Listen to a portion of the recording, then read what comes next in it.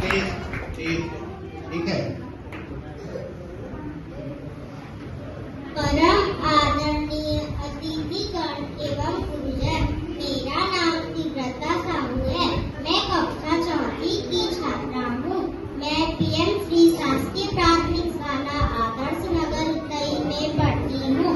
मुझे गर्व महसूस हो रहा है कि एक बहुत ही महत्वपूर्ण और गंभीर विषय, एक राष्ट्र एक चुनाव के बारे में मुझे विचार व्यक्त करने का अवसर मिला। हमारे देश में कई प्रकार के सुधार हो रहे हैं। हमारे चुनाव प्रणाली में भी सुधार की आवश्यकता है। मैं एक राष्ट्र एक चुनाव के पक्ष में हूँ।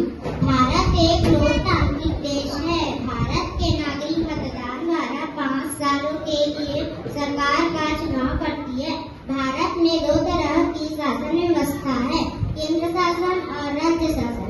भारत में मुख्य रूप से 2 प्रकार के चुनाव होते हैं, लोकसभा चुनाव और विधानसभा चुनाव।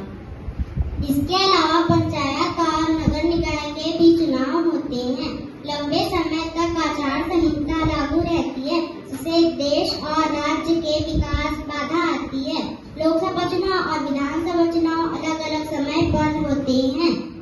लोग चुनाव कराने में भारी भरकम धनराशि खर्च होती है। बार बार चुनाव कराने से बार बार खर्च होता है। एक बार चुनाव कराने से एक बार खर्च होगा। हमारे देश में महीनों तक चुनाव होते रहते हैं। अधिकारी कर्मचारी भी चुनावी के कार्य में व्यस्त रहते हैं। स्वतंत्रता के बाद सन 1967 तक चुनाव साथ हुए थे।